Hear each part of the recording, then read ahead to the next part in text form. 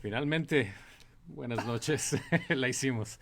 Bueno, yo tengo que decir, la culpa no es del pastor Cristian, porque Facebook cambió todo la mirada de la página y no Yeah. encontrábamos cómo conectarnos y lo sentimos, pero aquí estamos Aquí ya. estamos, aquí estamos. Tarde, pero estamos, es lo que importa. Pero bueno, un gusto estar nuevamente con ustedes, bienvenidos. Es una bendición poder compartir un poco acerca del conocimiento bíblico que Dios nos ha inculcado, el poder enseñarles ciertos detalles que tal vez desconocen y aclarar cualquier duda que tengan con respecto a Dios, la Biblia, religiones, lo que sé que tengan en su mente. ¿Qué de novedades, hermano? ¿Cómo está todo? No hay novedades, estamos todavía en proceso de ver cuándo va a ser la apertura nuevamente de la iglesia.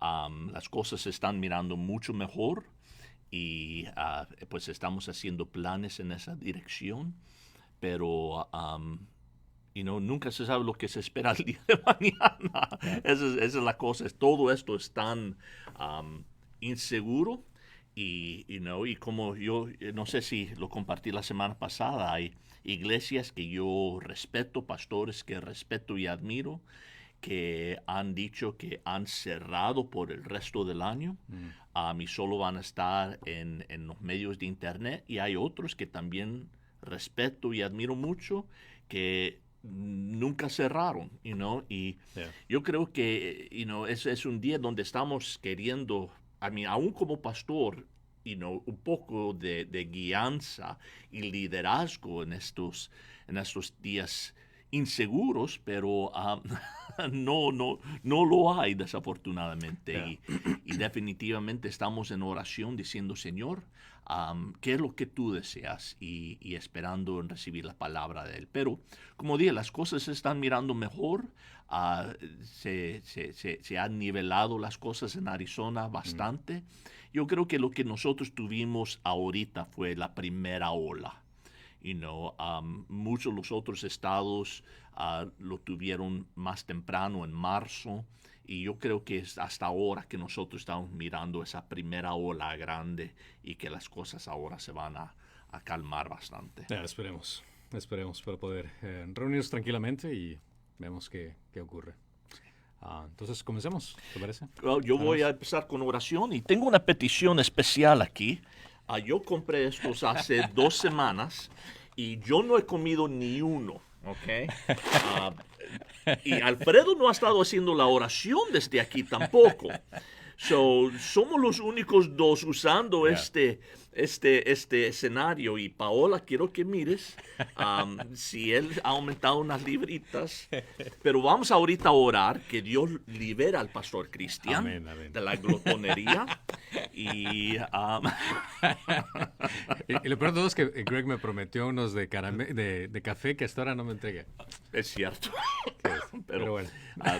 yo también he pecado, no he cumplido mi palabra. Pero oremos y pidamos la bendición del Señor sobre este tiempo. Amén. Señor Jesús, te damos gracias que podamos estar aquí reunidos en línea, hablando de cosas que en verdad son tan importantes de entender, lo que tu palabra nos instruye.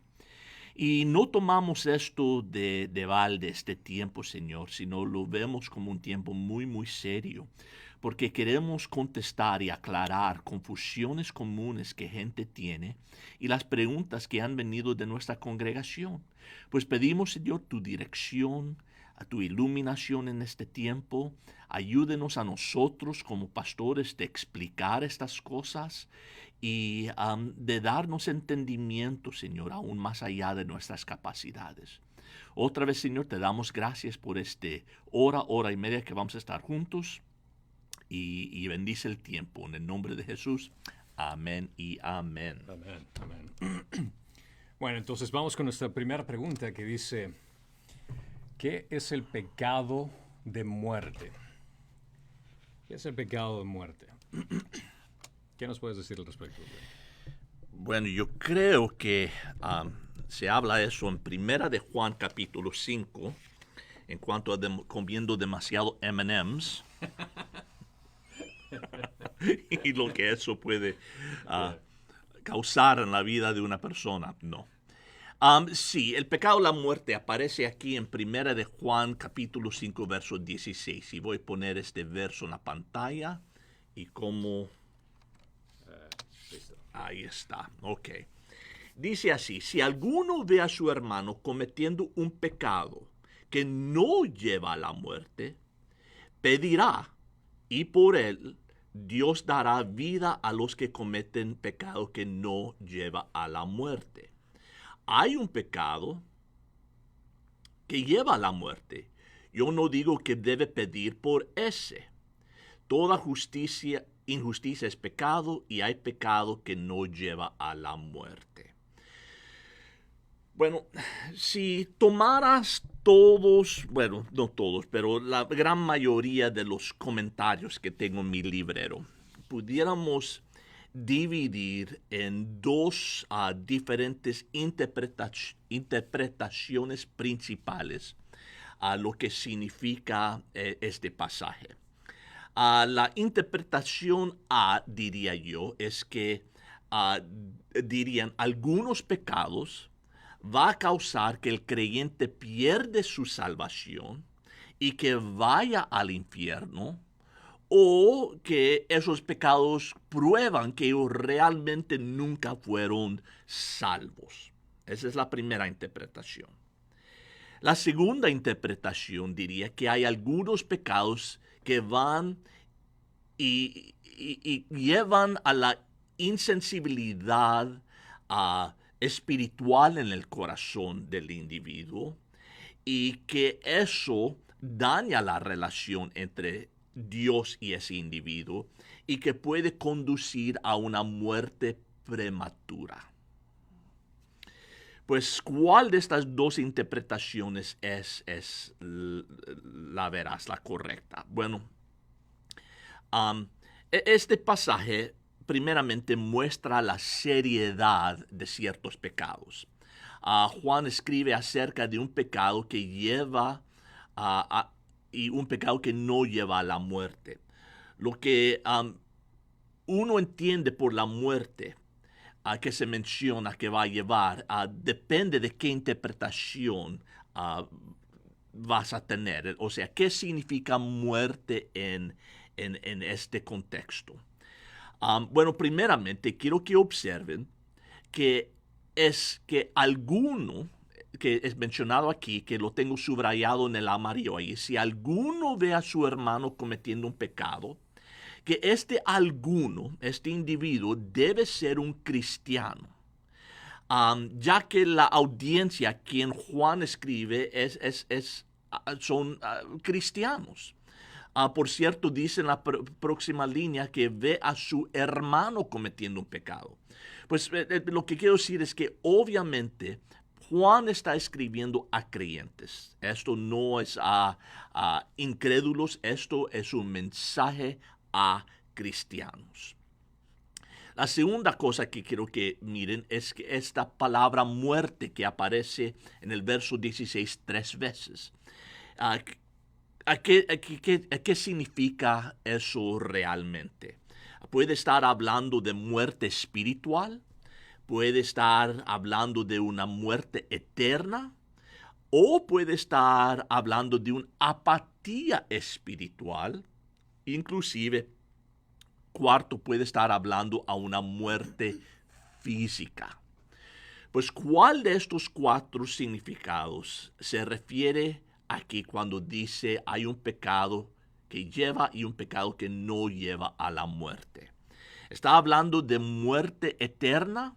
Bueno, yo creo que podemos descartar esta opinión porque Juan está escribiendo a cristianos genuinos y otra vez eso va a depender de tu doctrina, pero yo y nosotros aquí en Calvario creemos en la seguridad eterna al del cristiano. O sea que cuando una persona recibe a Jesús como su Señor y Salvador, que ellos son salvos eternamente. Y eso significa que no es algo que ellos pueden perder. No somos salvos por nada de lo que nosotros hicimos, pues ¿cómo vamos a perder nuestra salvación por algo que hacemos? No tiene sentido. Pero yo creo que podemos descartar que él no está hablando de una muerte eterna. Y creo que por las mismas razones podemos descartar de que él esté hablando de una muerte espiritual, o sea, una separación espiritual de Dios.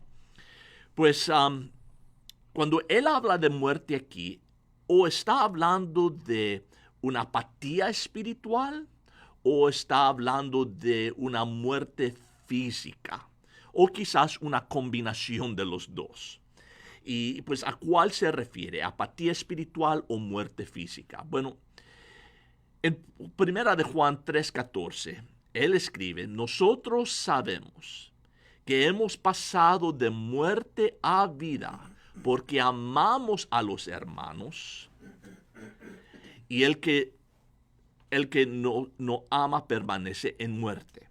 Pues Juan habla de pasando de muerte a la vida y de permaneciendo en muerte. Otra vez, él está hablando a cristianos. Pues cuando él habla de muerte aquí, no está hablando de una muerte eterna, sino está hablando de una falta de vitalidad espiritual o una apatía espiritual. Que cuando nosotros no estamos amando a nuestros hermanos, es que permanecemos en muerte, apatía espiritual donde no hay vitalidad, ¿ok? Pero también hay evidencia bíblica de que creyentes quienes están viviendo en pecado sin arrepentirse de ese pecado, que Dios puede llevar a esas personas a una muerte prematura. ¿Okay? Vimos eso con Ananías y Zafira, que ellos mintieron que habían vendido una propiedad, creo que fue, y que estaban regalando todo el dinero a la iglesia, cuando en verdad estaban solo dando una porción, pero ellos querían el gran show, el gran admiración de todos, de mire lo que estamos dando. Pero ellos en su interior pensaban no solamente que estaban engañando a los líderes de la iglesia, sino a Dios mismo. Y vemos que tanto Ananías como Zafira, por creer que estaban burlándose de Dios, que Dios los disciplinó y que ellos murieron físicamente como consecuencia. Eran salvos, por lo que vemos, sí, fueron al cielo, sí, pero Dios los disciplinó. Vemos también que Pablo habla de esto, de que como cristianos podemos estar cometiendo ciertos pecados que Dios quizás nos disciplina en llevándonos a casa temprano. ¿Okay? En 1 Corintios 11 está hablando de un abuso que estaban haciendo de la Santa Cena. Cuando la iglesia se reunía para sus convivios y para celebrar la Santa Comunión, se estaban haciéndolo todos emborrachados, estaban abusando ellos de los elementos y en eso estaban ellos burlándose de lo que Cristo había hecho. Y Pablo les dice a ellos, dice, de manera que el que come el pan o bebe la copa del Señor indignamente será culpable del cuerpo y de la sangre del Señor. Por tanto, examínense cada uno a sí mismo, y entonces come el pan y bebe la copa. Porque el que come y bebe sin discernir correctamente el cuerpo del Señor, come y bebe juicio para sí. Por esta razón hay muchos débiles y enfermos entre vosotros, y muchos duermen. Pues este abuso se había convertido la Santa Cena del Señor en una parranda borrachera. Y Dios dice, hay gente que estaban siendo disciplinados por Dios. Estaban siendo disciplinados físicamente y que estaban débiles y enfermos. Y dice, algunos duermen, que era término de que están muertos. Pues, ¿cuál es tu punto? Mi punto es que Dios puede a veces usar Un pecado puede ser tan serio de la perspectiva del Señor, que el Señor nos trae a casa temprano. ¿Ok? No sé si tú te acuerdas de cuando eras chamaco o niño y jugabas en la calle. Yo recuerdo una vez que yo y mis amigos andábamos en bicicleta y estábamos haciendo unas travesuras en nuestras bicicletas, y uno de los vecinos llamó a mi mamá para quejar. Y yo recuerdo cuando yo escuchaba a mi mamá salir de la puerta de enfrente, decía, Gregory Johannes, y decía todo mi nombre, que estaban problemas. Y otras palabras, yo tenía que venir a casa y que iba a estar grounded, Castigado. castigado en casa, de no poder salir por el resto de la semana. Y lo que estoy tratando de decir es que Dios disciplina a los suyos. Nos dice en Hebreos 12, 4, porque todavía en vuestra lucha contra el pecado no habéis resistido hasta el punto de derramar sangre. Además habéis olvidado la exhortación que como a hijos se dirigen. Escucha esto. Hijo mío, no tengas en poco la disciplina del Señor, ni te desanimes al ser reprendido por él, porque el Señor al que ama disciplina y azota a todo el que recibe por hijo. Pues Dios disciplina a los suyos cuando estamos nosotros en pecado sin arrepentimiento.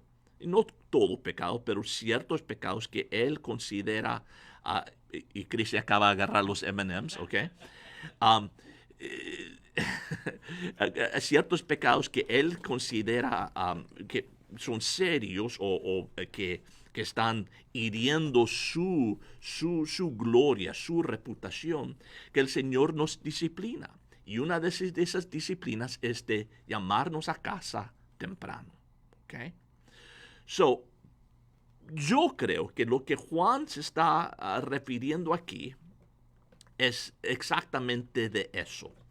El pecado que se estaba cometiendo en Éfeso, porque eso fue una carta escrita por Juan a la iglesia de Éfeso, era algo que era algo del gnosticismo. Era una religión antigua donde ellos creían que tu cuerpo y tu espíritu estaban como separados.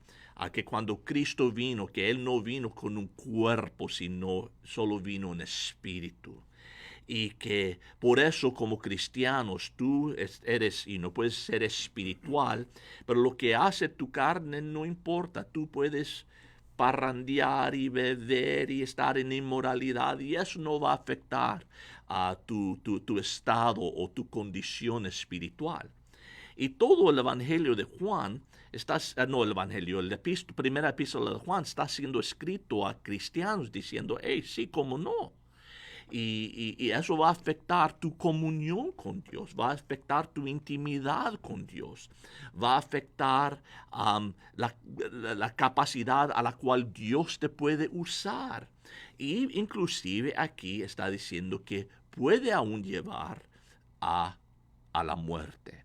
En otras palabras, como cristianos, ya no vamos a perder la salvación, pero podemos nosotros vivir nuestra vida de tal manera que cometemos un pecado a la muerte, a la cual el Señor dice, yo te amo demasiado como mi hijo para dejarte continuar viviendo de esta manera, dañándote a ti mismo, dañando a los que te rodean, dañando mi reputación, que yo te voy a llamar a casa temprano para darte tus nalgadas, ¿ok?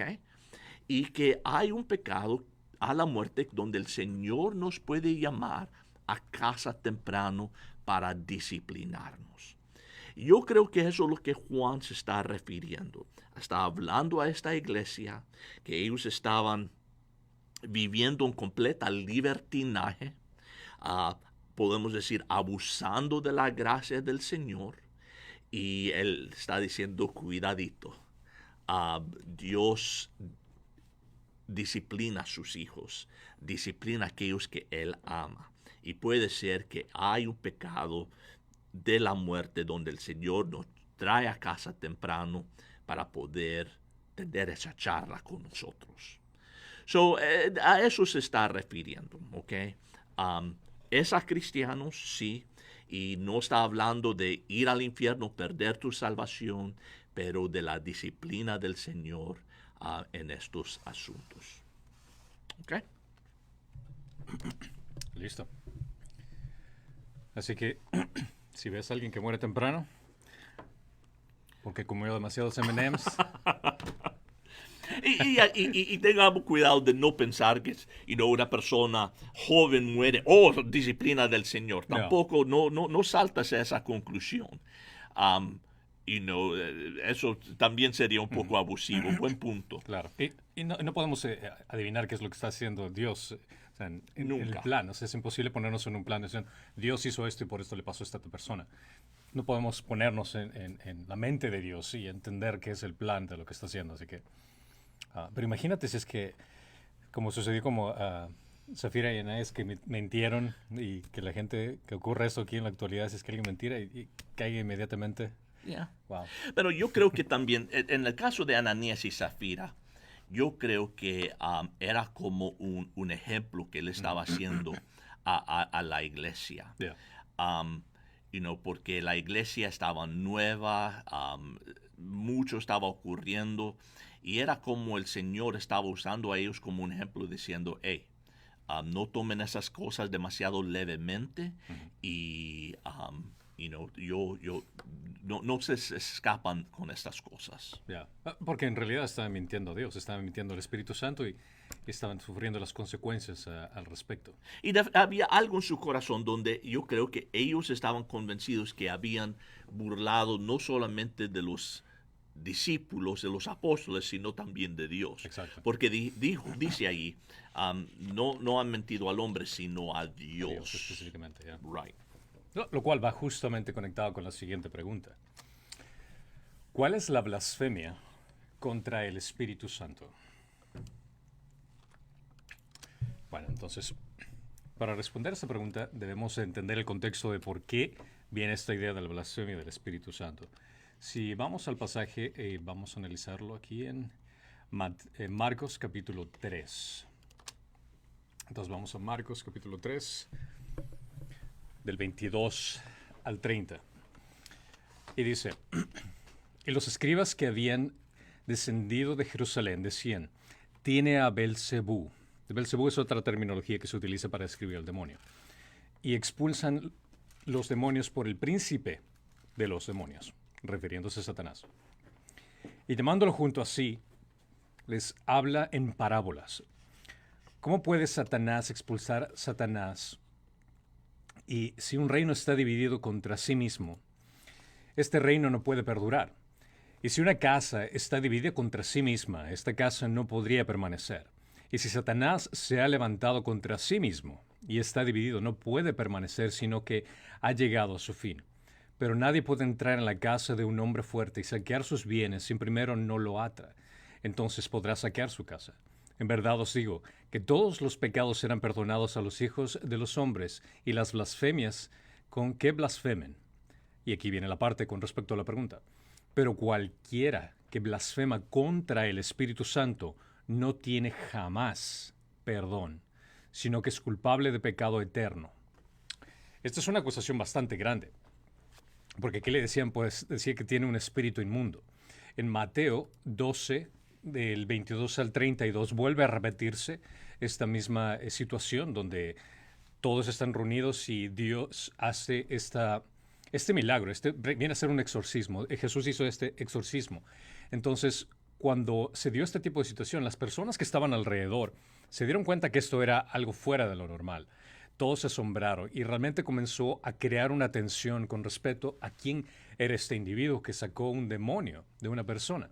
Pero los fariseos rápidamente aplastaron la fe de la multitud, echando la culpa, como menciona aquí en 12:24, pero cuando los fariseos lo oyeron, dijeron, este no expulsa a los demonios, sino por Belcebú, el príncipe de los demonios.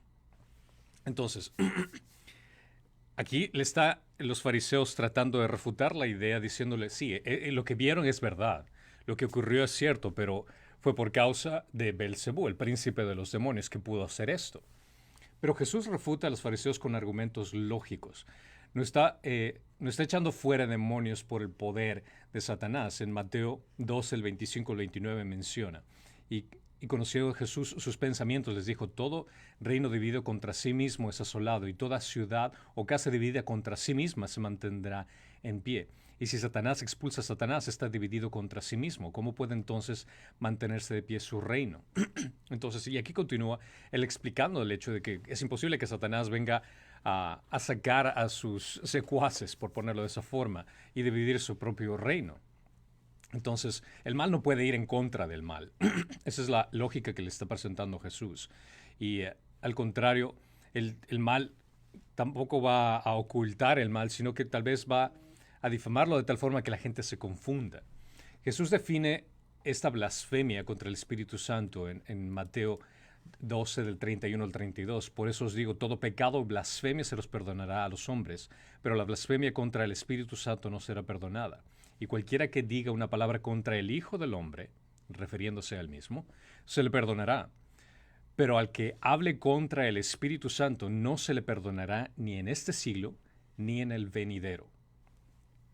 Esto era una irreverencia desafiante que habían hecho los fariseos. Prácticamente viene a ser como maldecir a Dios al decir estas cosas, intencionalmente como denigrar el trabajo de Dios que estaba haciendo. La blasfemia es también atribuir algún mal a Dios o negarle un bien que hace Dios. Por poner un ejemplo, el hecho de que digas Dios me tentó, o Dios hizo el mal, o Dios creó el mal, o incluso es el hecho de quitar las atribuciones a Dios, por ejemplo, la idea de la evolución, de que todo se desarrolló a través de un accidente cósmico. Estás quitándole el crédito a lo que Dios hizo. Todo ese tipo de cosas viene a ser como una acusación de lo que hizo o lo que no hizo Dios.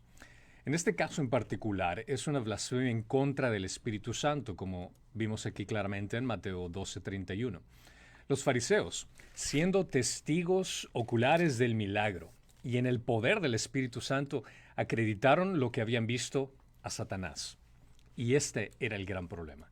Esta era la blasfemia, como menciona en Mateo 12:24, que dice que los fariseos lo oyeron, dijeron: este no expulsa demonios, sino que es Belcebú. Mateo 3:30 nuevamente dicen que tiene un espíritu inmundo. La blasfemia viene a ser acusar a Jesucristo de que está poseído por demonios en lugar de estar lleno del Espíritu Santo. Le están dando el crédito a Satanás en lugar de dar el crédito al Espíritu Santo. Este tipo de particular de blasfemia no se puede duplicar hoy en día. Si es que piensas que has hecho o has cometido la blasfemia contra el Espíritu Santo o el pecado imperdonable, como es en esta categoría, no es posible que nosotros volvamos a recrear esta situación. Los fariseos estaban en un momento único en la historia, porque en primer lugar tenían la ley, tenían a los profetas, tenían el Espíritu Santo moviendo sus corazones, tenían al Hijo de Dios enfrente de ellos, estando de pie enfrente de ellos haciendo este exorcismo, haciendo milagros a su alrededor. Y veían con sus propios ojos estos milagros. Es decir, que para poder cumplir con esta blasfemia del Espíritu Santo, tenías que estar presente en ese lugar donde Jesús estaba haciendo el milagro enfrente de ti. No existían excusas para ellos. Si alguien debería haber reconocido a Jesús por lo que era, eran los fariseos. Ellos tenían la ley. Ellos eran estudiosos de la ley. Si ponerlo de esta forma, conocían las Escrituras desde el principio hasta el final y sabían de la llegada del Mesías. Y cuando tenían el Mesías enfrente de él y acreditan al Mesías con el trabajo del demonio, es ahí donde es la blasfemia del Espíritu Santo. Ellos atribuyeron intencionalmente la obra del Espíritu Santo al demonio, aunque conocían la verdad y no tenían cómo refutar el hecho de que estaba pasando al frente de ellos. Entonces, a partir de esto, Jesús declara una ceguera voluntaria e imperdonable para ellos. Su blasfemia contra el Espíritu Santo fue el rechazo final que prácticamente que hicieron en presencia de Dios en este instante. Y el castigo que iban a recibir era que de aquí, a partir de ese momento, toda la información que iban a recibir, todas las predicaciones que iba a hacer Dios, iban a ser de una forma en la cual ellos no podían entender. Mateo 12:32 dice: y a cualquiera que diga una palabra contra el Hijo del Hombre se le perdonará, pero el que hable en contra del Espíritu Santo no se le perdonará ni en este siglo ni en el venidero. Nuevamente, Esto no fue un insulto, sino también un rechazo al orgullo y a la arrogancia que tenían los fariseos en contra del Espíritu Santo. Y después de este instante podemos ver que aquí la predicación cambió de Jesús. Cuando dice en Mateo 13:3, dice, y él habló muchas cosas en parábolas. Parábolas era la forma en la cual se podía comunicar con aquellos que querían entender, pero era un mensaje como oculto. Y los fariseos no podían de alguna u otra forma entender estos mensajes. Marcos 4:2 les enseñaba muchas cosas en parábolas. Y después les explicaba a sus discípulos de qué se trataban estas parábolas. Pero los discípulos estaban totalmente desconectados de este tipo de enseñanza que Jesús estaba haciendo. Y es por eso que necesitaban explicaciones. Mateo 13:11 dice, respondiendo, él les dijo, porque a vosotros se os ha concedido conocer los misterios del reino de los cielos, pero a ellos no se les ha concedido. Al referirse a ellos se refiere a los religiosos. Mateo 13:13 dice, por eso les hablo en parábolas para que viendo no ven y oyendo no oyen ni entienden. Jesús ocultó la verdad con parábolas, metáforas, como un resultado directo de la denuncia de creer y confiar en el trabajo del Espíritu Santo por medio del Hijo de Dios, Jesucristo. Entonces, la blasfemia del Espíritu Santo es imposible de repetirse hoy en base a este contexto. Jesús no está presente físicamente haciendo milagros, no está con nosotros físicamente haciendo milagros, no podemos ver que está haciendo milagros, no podemos burlarnos ni negar el trabajo del Espíritu Santo efectuado por el Mesías porque no está con nosotros. Dios hace milagros, sí, en todo el mundo, pero no lo vemos haciéndolo. Entonces no podemos decir, sí, este milagro que estoy presenciando le voy a acreditar al demonio en lugar de acreditárselo al Espíritu Santo. Y se ha escuchado, por ejemplo, hay un grupo de personas que ridículamente se ponen en YouTube y hacer insultos en contra del Espíritu Santo, blasfemias en contra del Espíritu Santo, verbalmente lo insultan. Estas son blasfemias, sí, son insultos que son muy grotescos, pero no es el pecado imperdonable. El pecado imperdonable, que es la blasfemia contra el Espíritu Santo, no se puede efectuar de esta forma, ya que necesita ser testigo ocular de lo que Jesús está haciendo en este momento. Y Cristo puede borrar incluso ese tipo de tonterías que hace la gente para verbalmente insultar a Dios de esta forma. Los que insultan y se burlan de Dios cuando no creen en su existencia y poder, viene a ser como, si pudiera ponerlo de esta forma, si es que yo quisiera hacer la blasfemia contra el Espíritu Santo un equivalente en insultar para aquellos que son ateos, sobre todo, para aquellos que comienzan a insultar a Dios, sería lo mismo que yo comience a insultar a el monstruo de espagueti volador, que es esta burla que viene a ser contra la existencia de Dios. Es como que yo me vengo a burlar de este espagueti volador, de este Dios falso. No tiene lógica, no tiene sentido. Entonces, si es que yo me pongo a burlar de algo que sé que no es real, no viene a ser lo mismo que los fariseos que estaban afirmando que lo que estaban viendo era real, que el trabajo milagroso era real, pero le acreditaron a alguien más. Entonces hay una gran diferencia entre blasfemar a Dios de esta forma y blasfemar el trabajo que está efectuando el Espíritu Santo en ese momento. Pero sí existe un pecado imperdonable hoy en día que no es específicamente el pecado de la blasfemia del Espíritu Santo, sino es el pecado de la incredulidad. Este sí es un pecado que el Espíritu Santo te está trayendo convicción en tu corazón acerca de quién es Él, su trabajo en la humanidad. En Juan 16:8 dice, y cuando Él venga, convencerá al mundo del pecado, de justicia y de juicio. El resistir a esta convicción y permanecer sin arrepentirte de tus pecados voluntariamente, si es que rechazas el regalo de Jesucristo de la salvación en la cruz, este viene a ser un pecado imperdonable. El rechazar el perdón de Cristo por el trabajo que hizo en la cruz para el perdón de nuestros pecados, este viene a ser el pecado imperdonable. Porque una vez que estás en presencia de Dios, si no tienes a Jesucristo vas a tener que encarar todas las consecuencias de tus pecados. Juan 3:36 dice, el que cree en el Hijo tiene vida eterna, pero el que no obedece al Hijo no verá la vida, sino que la ira de Dios permanecerá sobre él. Entonces, todo pecado es perdonable. Todo pecado viene si vienes con un corazón arrepentido ante Dios, se te perdona. Pero el pecado que realmente tienes que preocuparte es el de la incredulidad de quién es Jesús, de que Jesús es el camino, la verdad y la vida. Y si lo rechazas, para eso ya no hay doble vuelta. Vamos ahora. ¿Algo más que tal vez quieras añadir?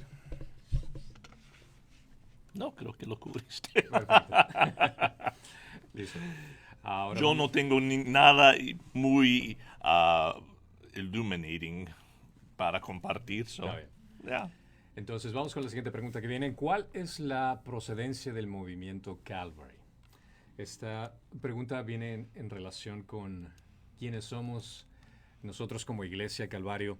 Porque, por ejemplo, hay muchas personas que son que vienen de procedencia de una religión católica y dicen, yo tengo una denominación, viene la Iglesia Católica, tiene historia, o vienen luteranos que tiene historia en todo, pero Calvary, ¿de dónde viene? ¿Qué nos podrías decir al respecto? Okay. Pero Calvary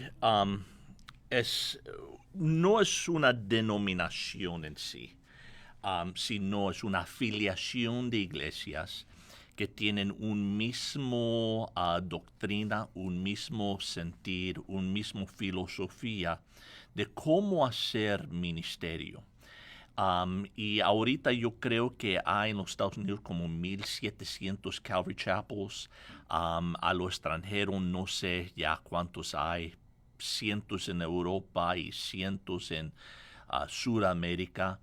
Y todos estamos afiliados con un mismo sentir, una misma filosofía, una misma doctrina.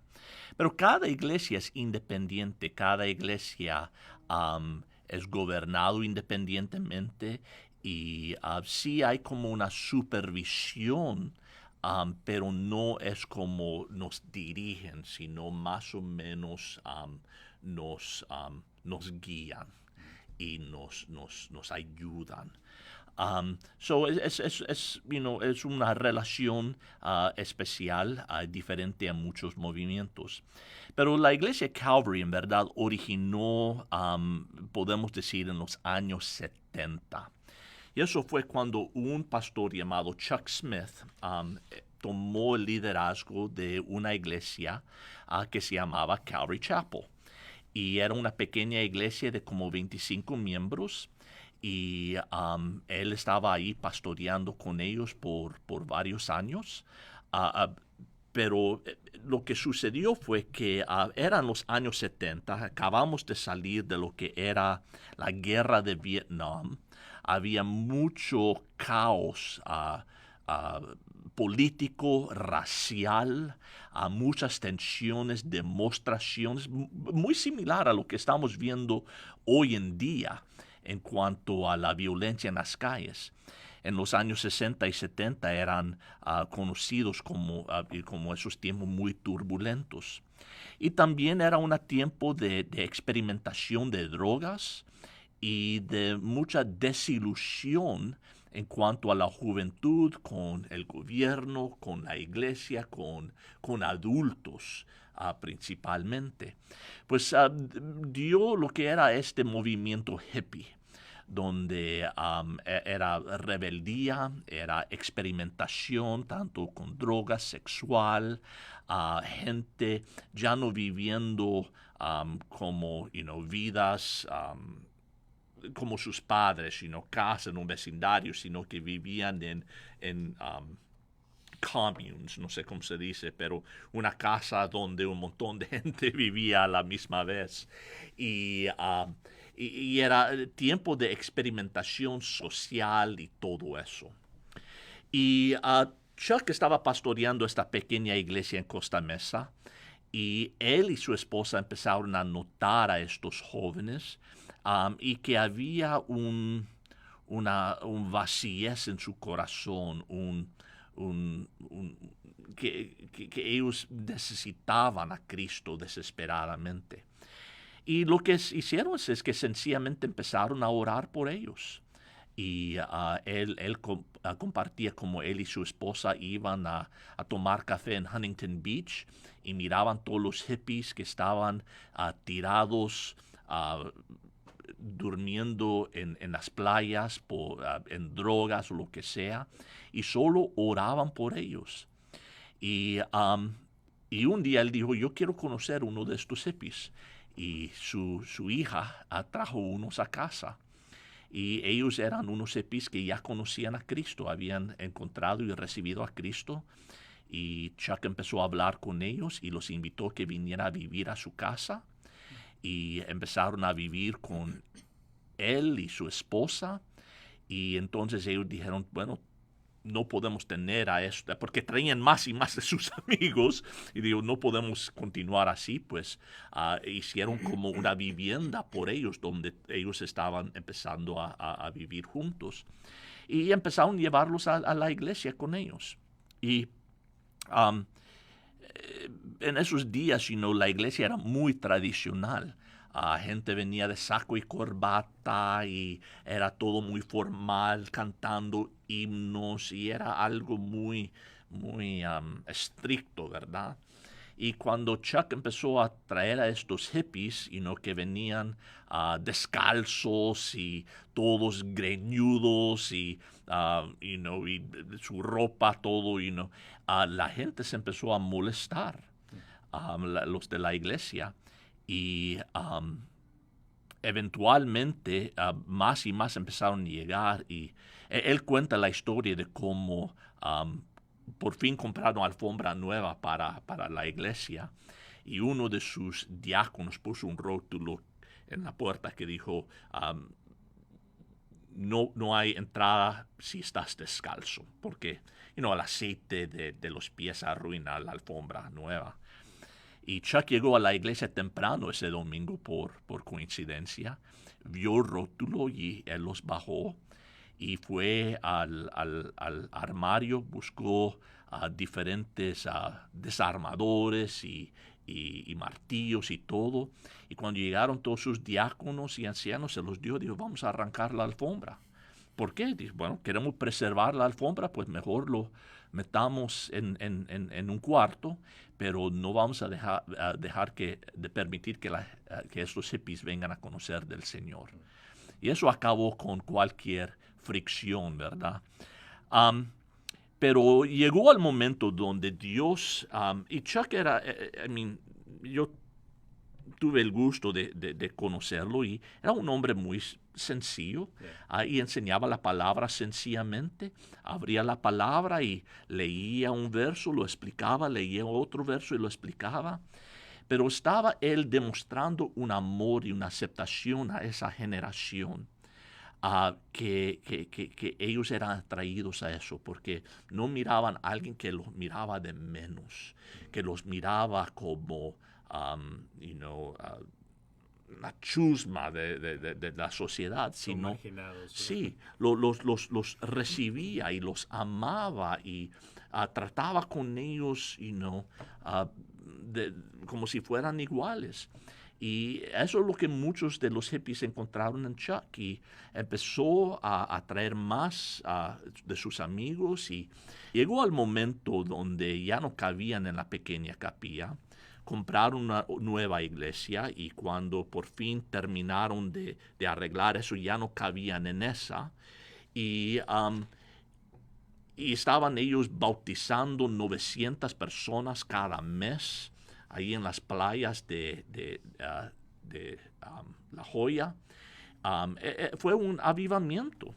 La iglesia explotó, donde como ya no cabían en el edificio, tuvieron que alquilar lo que era no una tienda de campaña, sino era una tienda de circo, para que ellos pudieran caber toda la gente. Y creció a tener como 35,000 personas. Todos los servicios estaban llenos de esos jóvenes, tenían servicios todas las noches para poder satisfacer el hambre. Y fue un avivamiento, se llama el Jesus Movement, el movimiento de Jesús, y estalló. Y muchos predicadores que nosotros reconocemos hoy en día salieron de este avivamiento, que ahora están pastoreando. Pero Calvary, eso fue la manera que, Calvary Costa Mesa creció. Entonces empezaron a enviar a estos hippies a empezar nuevas iglesias, a reproducirse por todos los Estados Unidos. Pero ¿qué son las marcas? ¿De qué se conoce Calvary Chapel? Bueno, primeramente por enseñar la palabra de Dios. Siempre hemos sido iglesias que enseñamos la Biblia verso por verso, capítulo por capítulo. Y eso siempre ha sido nuestro énfasis y nuestro enfoque. Segundo, es lo que llamaríamos o llamaban en sus días una iglesia baja. Una iglesia alta es una iglesia que tiene todas las tradiciones y costumbres y los órganos y los himnos y formalidad. Una iglesia baja es que se ha deshecho de todo eso. Y siempre ha sido una iglesia de esas donde recibe a todos, no importa cómo vienes o quién eres bienvenido. Y siempre hemos sido conocidos por eso. Tercero, por la enseñanza de la gracia de Dios, que eso siempre ha sido un énfasis. Fue, por cierto, el primer libro de Chuck que escribí, que se llama La gracia todo lo cambia. Y fue algo que me impactó en mi vida, porque eso siempre fue su mensaje, era la gracia de Dios. Cuarto, nunca ha sido una iglesia, como se dice, extremista en muchas de las cosas, sino que siempre ha buscado el centro bíblico. No ha buscado el centro para tratar de aplacar y satisfacer a todos, sino que siempre ha buscado el centro de qué es lo que la Biblia enseña. Y dice, vemos lo que el calvinismo enseña, vemos lo que el arminianismo enseña, y nosotros reconocemos eso, pero aquí es donde pensamos que la Biblia nos dirige. Y siempre ha sido conocido como un movimiento que se ha buscado el balance bíblico en todas las cosas. Pero, eso es la historia de Calvary Chapel y es más o menos el base en que nosotros fuimos establecidos. Pero yo creo que es un error en cualquier iglesia dividir en el pasado. Es grandioso lo que Dios hizo con Chuck y con los hippies de los años 60. Es increíble ver esa historia y aprender de lo que él hizo y lo que él enseñó. Pero de no vivir en esos logros, de pensar que, de alguna manera, somos especiales porque mire cómo Dios funcionó en el pasado. No. Nuestro corazón debe ser, ok, Señor, ¿qué es lo que tú tienes para nosotros ahora? Es increíble lo que hiciste con Chuck en los años 70, pero ¿qué vas a hacer ahora con nosotros en el año 2020? ¿Y cómo puedes tú usar la iglesia de hoy? Y lo que yo estaba pensando este fin de semana, mientras yo leía las noticias y miraba lo que estaba ocurriendo en el mundo, que digo, estamos nosotros al precipicio de otro posible avivamiento, en verdad.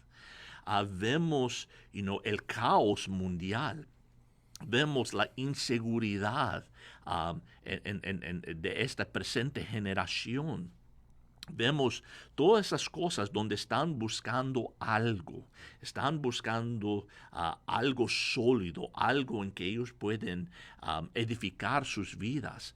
El mundo está en absoluto caos y nosotros tenemos la respuesta. Nosotros podemos señalar a la gente a la roca sobre la cual pueden edificar sus vidas, y eso es Cristo Jesús. Y yo miro estos tiempos como Dios está preparando para un nuevo avivamiento en nuestra tierra, quizás en nuestro mundo. El punto es, estamos nosotros como cristianos listos de ponernos a esa obra. Estamos nosotros listos de estar con valor compartiendo nuestra fe y hablando con nuestras familias y nuestros amigos y compartiendo con ellos el evangelio, las buenas nuevas de Jesucristo. No debemos nosotros, en inglés se llama, to rest on your laurels, de descansar en los laureles, o dormir los laureles, ok. Del pasado, Dios usó Calvary en el pasado fabuloso. Pero ¿qué es lo que Él quiere hacer ahora? ¿Y qué es lo que quiere hacer con usted y con Calvario de Phoenix? Y cómo Dios nos puede usar a nosotros para alcanzar más vidas para Cristo. Yo no sé si tú, pero yo he recibido muchas preguntas de personas de la iglesia, aún de personas que saben que soy pastor, diciendo, es todo lo que estamos mirando hoy, el coronavirus, el caos, señales de que el final viene pronto. Yo digo, bueno, es posible, pero ¿qué vas a hacer? Yeah. Si el final de verdad está cerca, no hay tiempo que desperdiciar. No hay tiempo de estar nosotros diciendo, wow, ya, el final viene. Bueno, eso significa que cada minuto que pasa es un minuto menos de que nosotros podamos llevar el evangelio a gente que lo necesita. Pues la pregunta es importante, ¿quién es Calvary? Pero, ¿quién es Calvario ahora? ¿Y qué es lo que Dios quiere hacer con Calvario ahora? ¿Y qué es lo que Dios quiere hacer contigo ahora, en estos tiempos inciertos en que vivimos? Y eso debe ser nuestra perspectiva. Y no solo mirar y vivir en el pasado, sino decir, Señor, ¿qué es lo que tienes para nosotros el día de mañana? Amén. Amén. Y algo muy agradable también del movimiento Calvary es el hecho de que vayas donde vayas en Estados Unidos, sabes que te vas a encontrar con algo muy similar entre cada una de las iglesias. Y no solo en Estados Unidos, sino alrededor del mundo. En diferentes partes del mundo vas a encontrar una iglesia Calvary. En México hay muchísimas iglesias Calvary. En Ecuador sé que hay una iglesia Calvary, pero está en Cuenca únicamente. Entonces, si alguna vez estás viajando el mundo y quieres estar en un lugar donde tal vez vaya una iglesia, hay una página, me acuerdo el nombre de la página, donde puedes encontrar las iglesias Calvary localizadas en... CalvaryChapel.com. CalvaryChapel.com. Okay. Pensé que era otra de Search Calvary, algo por el estilo. Bueno, pero puedes encontrarlo de esta forma, encontrar iglesia local Calvary y vas a encontrar una iglesia donde puedes encontrarte una denominación donde sabes que la palabra de Dios se predica fielmente, de forma expositorial, versículo por versículo, capítulo por capítulo, y donde vas a entender la palabra de Dios. Y es un lugar donde puedes sentirte a gusto, o sea, no tienes la formalidad de vestirte con terno y corbata, cosas por el estilo, o sea, puedes llegar como tú veas conveniente. Y la idea es el hecho de que se enfoque la palabra de Dios, más que todo. Yeah. Bueno, vamos ahora con nuestra última pregunta, que dice, ¿qué dice la Biblia sobre el matrimonio interracial? Bueno, interesantemente la Biblia habla acerca de la provisión de unión de grupos étnicos, pero es no por motivos raciales, sino por motivos religiosos, y lo habla en el Antiguo Testamento. En el Antiguo Testamento vemos en Deuteronomios capítulo 7, del versículo 3 al 4, dice, esto es algo que Dios ordenó a los israelitas, no involucrarse en un matrimonio interracial, pero en el aspecto de relacionarse con otras personas de otra cultura, de otra religión.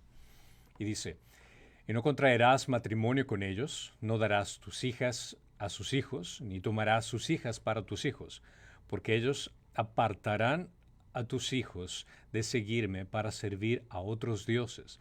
Entonces la ira del Señor se encenderá contra ti, y Él pronto te destruirá. Dios prohibió el matrimonio interracial para los israelitas porque las personas de otras culturas en ese entonces adoraban a dioses paganos, a dioses falsos. Entonces, esta orden fue exclusiva en el Antiguo Testamento, en este tiempo, en este convenio, a este grupo de personas en ese territorio. Vale la pena aclarar. Estamos leyendo historia. Y esa es la decisión que tomó Dios en ese tiempo con esas personas. Y los israelitas debían de ser obedientes con respecto a esta petición. Pero, lamentablemente, ellos desobedecieron. A pesar de que era clara la advertencia de que si es que se unían con otra persona, iban de otra cultura, de otra religión, se iban a caer y dejarse intoxicar por esas religiones. En Malaquías 2:11 vemos que realmente no obedecieron a esto. Aquí dice, deslealmente han obrado Judá, y una abominación se ha cometido en Israel y en Jerusalén, pues Judá ha profanado el santuario del Señor, que él ama, y se ha casado con la hija de un dios extraño. Esto hace referencia acerca de que el pueblo de Israel desobedeció este mandato, comenzó a, a unirse con diferentes culturas, diferentes ideologías paganas, que incluso hasta el mismo rey, por ejemplo, Salomón, se unió con otras culturas solo por establecer relaciones entre naciones, lo cual cayó en un pecado increíble de idolatría por el resto de generaciones. El resto de los reyes, el pueblo de Israel, sufrieron esas consecuencias al respecto. Entonces, esa es la advertencia que dio específicamente acerca de matrimonios no necesariamente interraciales, sino intraculturales por aspecto de religión. La Biblia nunca dice que el matrimonio interracial esté mal. Cualquier que prohíbe el matrimonio interracial no tiene ningún fundamento bíblico para justificar este punto. Como incluso Martin Luther King Jr. señaló, una persona debería ser juzgada por su carácter, mas no por el color de la piel. Entonces, cuando escuchas acerca de tal vez estos prejuicios que existen de matrimonios de diferentes razas, viene a ser más por un aspecto problema de prejuicios personales que existen en los individuos. Y muchas veces te puedas dar cuenta si es que haces esa pregunta, ¿qué pensarías si es que tu hijo o tu hija se casa con alguien de una raza diferente a la tuya? Y es ahí donde salen esos prejuicios que estaban muy encerrados. Y dicen, no, yo amo a todo el mundo me parece igual, no tengo diferenciación. Pero, entonces si es que es personal, no tienes inconveniente. Mejor no. Y lamentablemente existe este pensamiento mucho en la cultura hispana también, que se basa no solo en el aspecto de color de la piel, sino también de estatus social, que lo cual es muy mal. Esto es un pecado. Todos deberíamos ser cuidadosos de no prestar este favoritismo, no solo por aspecto racial, sino por aspecto de estatus. Claramente aquí él menciona en Santiago 2, del 1 al 10, hermanos míos, no tengáis vuestra fe en nuestro glorioso Señor Jesucristo como una actitud de favoritismo. Porque si en vuestra congregación entra un hombre con un anillo de oro y vestido de ropa lujosa, y también entra un pobre con ropa sucia, y dais atención especial al que lleva la ropa lujosa, y decís, tú siéntate aquí, en un buen lugar, y al pobre decís, tú estate allí de pie, o siéntate junto a mi estrado. ¿No habéis hecho distinciones entre vosotros mismos y habéis venido a ser jueces con malos pensamientos? Hermanos míos, amados, escuchad, ¿no escogió Dios a los pobres de este mundo para ser ricos en fe y herederos del reino que Él prometió a los que le aman? Pero vosotros habéis menospreciado al pobre. ¿No son los ricos los que os oprimen y personalmente os arrastran a las tribulaciones? ¿No blasfeman ellos el buen nombre por el cual habéis sido llamados? Si en verdad cumplís la ley real conforme a la Escritura, amarás a tu prójimo como a ti mismo. Bien hacéis. Pero si mostráis favoritismo, cometéis pecado, y sois hallados culpables por la ley como transgresores, porque cualquiera que guarda toda la ley pero tropieza en un punto, se ha hecho culpable de todos. Entonces, aquí la perspectiva bíblica habla acerca no solamente no tienes que ser favoritismo de raza, sino también de estatus social, de la persona adinerada con la persona que no tiene dinero, y considerar que cada ser humano es creado a imagen y semejanza de Dios. Todos somos descendientes de Adán, y el poner a alguien de menos por el hecho de cómo se encuentra, lo que tiene, dónde vive, esto viene a ser un pecado. El racismo no es un problema social, no es un inconveniente político, es un pecado.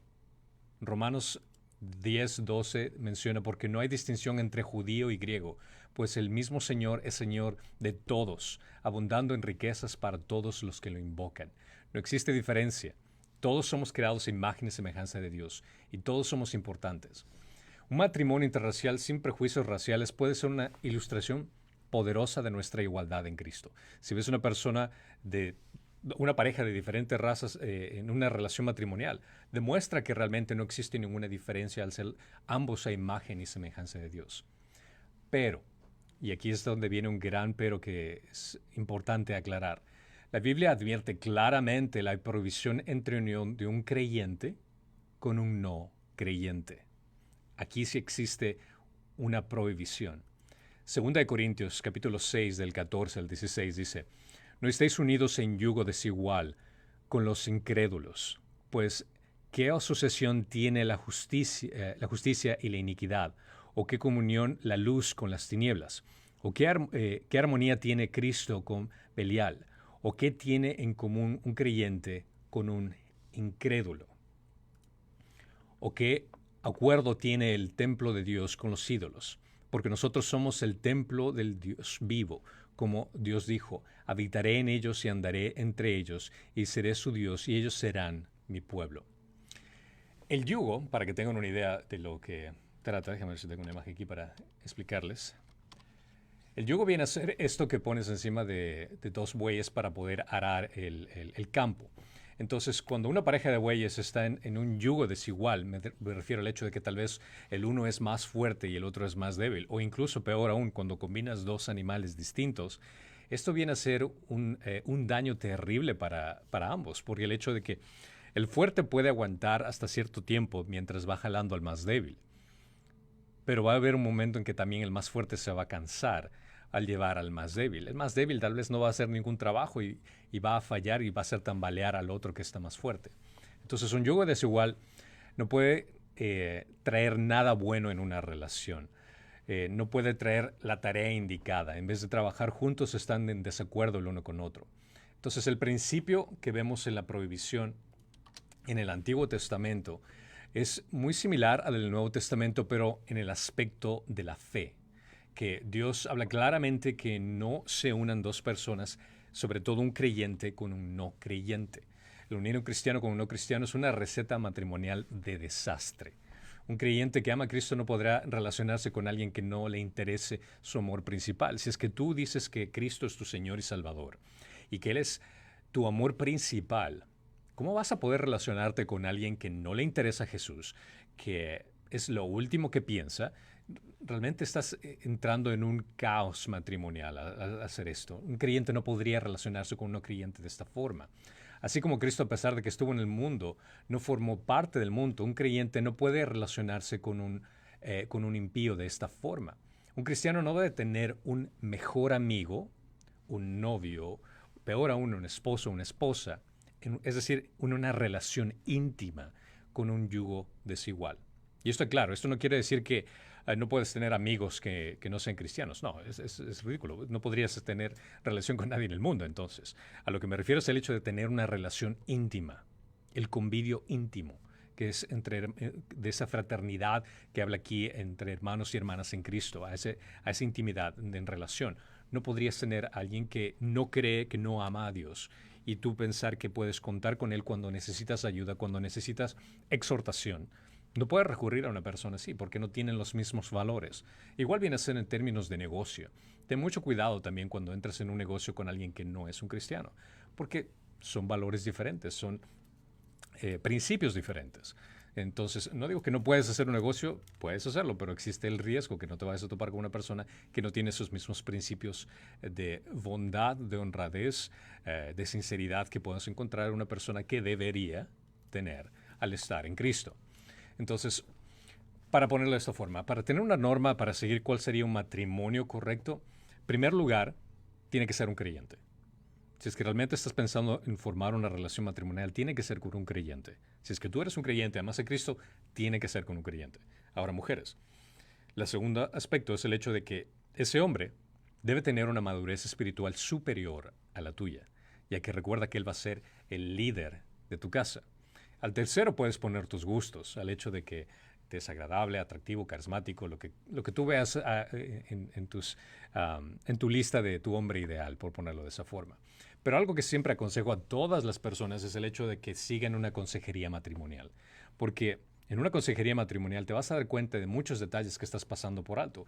Una relación cuando usualmente inicia tiende a estar en esa etapa de enamoramiento que ciega a la persona, que no le permite ver esos detalles que usualmente son ocultos, que cuando una persona quiere impresionar a otra, no los demuestra fácilmente. Entonces, una consejería matrimonial que sea profesional, bien hecha, en el hecho de que toquen diferentes puntos como la comunicación, el dinero, la familia, la cultura incluso, cosas que es importante que se conozca el uno del otro, que se puedan trabajar. Eso es fundamental. Pero si es que estás haciendo una relación con alguien que tiene una fe totalmente diferente a la tuya, no va a haber una construcción de un matrimonio saludable te digo.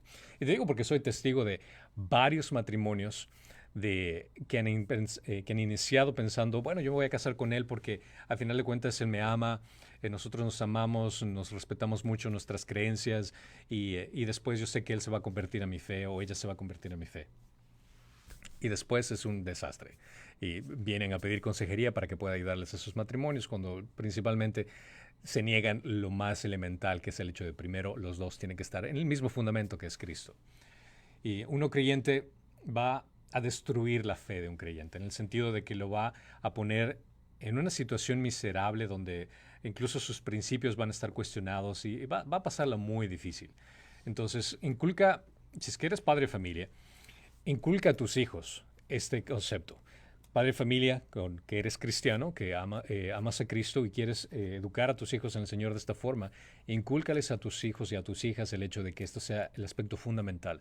Yo a mis hijas les tengo, siempre bromeo, les digo, bueno, cuando venga tu novio voy a tener el arma ahí lista y con la bala con su nombre, ¿no? Para asustarlos, pero realmente yo confío en mis hijas porque yo estoy inculcando en mis hijas el hecho de que antes de que vean cualquier característica en la persona, lo primero y lo más fundamental tiene que ser, es una persona cristiana.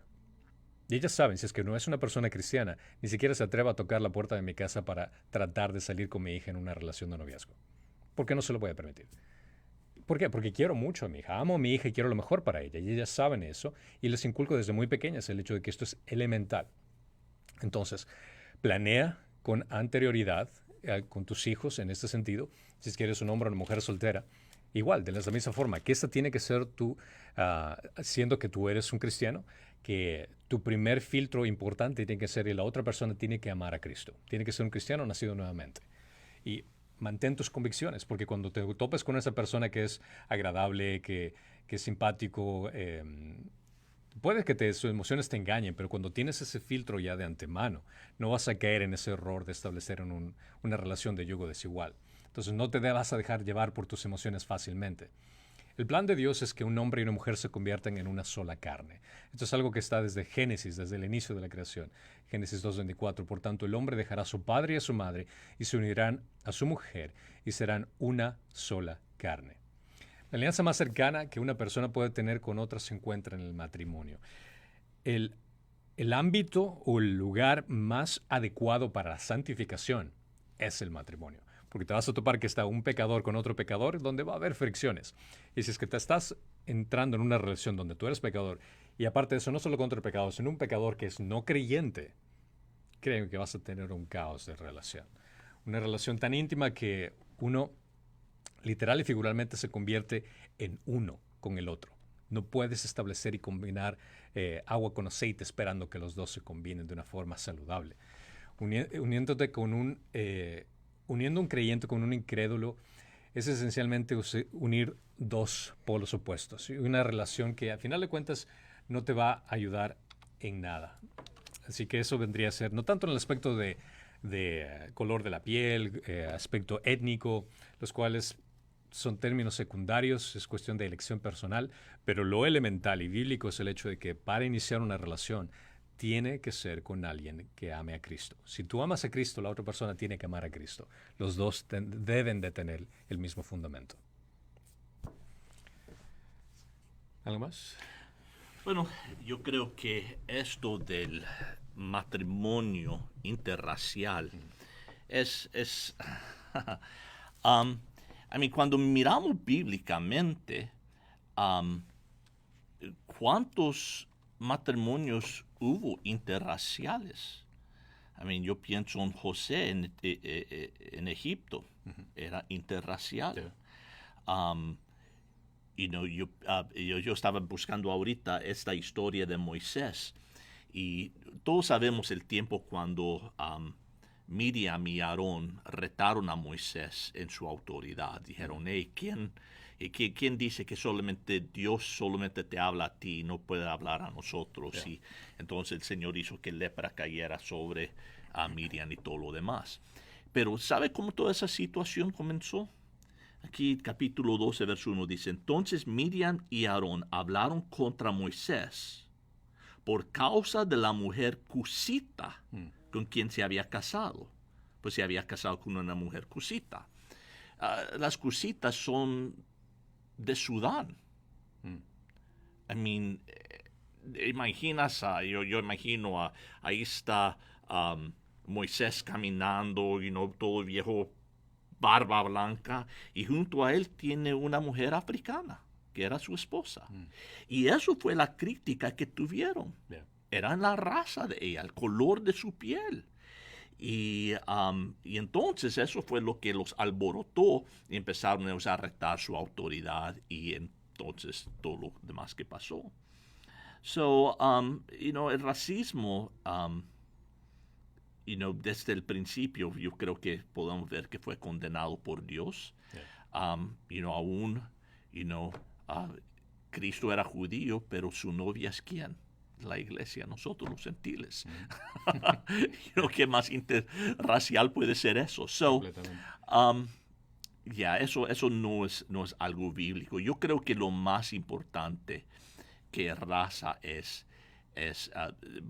podemos nosotros, y no creo que eso es razón de discriminar, pero culturalmente podemos llevarnos, eso es más importante que el color de tu piel o de dónde originan tus padres. Yeah. Es, lo espiritual obviamente, pero culturalmente podemos, Yeah. encajamos, nuestros valores lo compartimos. Y justamente eso es algo muy crucial. Eventualmente, si es que Dios me da la oportunidad, me gustaría escribir justamente un libro añadiendo ese aspecto cultural, porque he sido testigo de varias relaciones de matrimonios que al principio vieron todas las características de físicas, externas y todo, pero nunca consideraron el aspecto cultural dentro de la relación.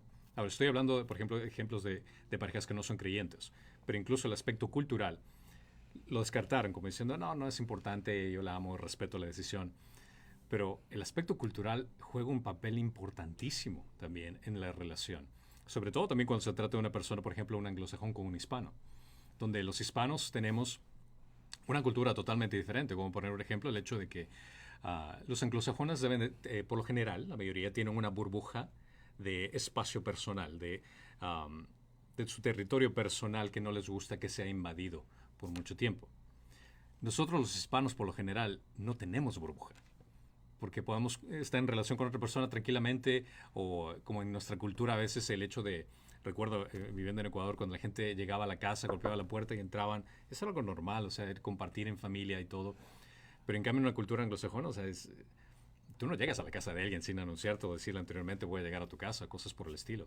Con respecto al hecho de familia, compartir con la familia, el concepto de familia de los hispanos es mamá, papá, tío, sobrina, tío, primo, el heladero de la esquina que siempre los ve, o sea, eso es familia.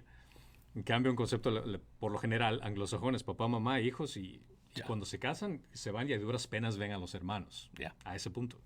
Entonces, cuando tú comienzas una relación con alguien de una cultura totalmente diferente, sin considerar esos puntos, también es un riesgo muy grande y un problema muy grande para la relación. Estén considerando eso también. Entonces, creo que sería también para añadir, o sea, obviamente, fundamental la religión, el hecho de la creencia en Cristo. Otra segunda sería el aspecto de la cultura, ponerlo en segundo lugar, que debes de considerar. Bueno, creo que eso es todo lo que tenemos para hoy. Bueno, ¿qué tal hicimos hoy? Bien, hoy hicimos 1 hora 15 minutos. Wow. Bien, vamos mejorando. Directo al grano, más prácticos y esperemos que hayamos aclarado cualquier duda que tengan y, ¿saben? Cualquier pregunta bíblica, religión, con respecto a Dios, déjenos saber a cristian@calvario.org o envíenos un mensaje interno por la página aquí en Calvario. Y esperamos verlos con el favor de Dios la próxima semana.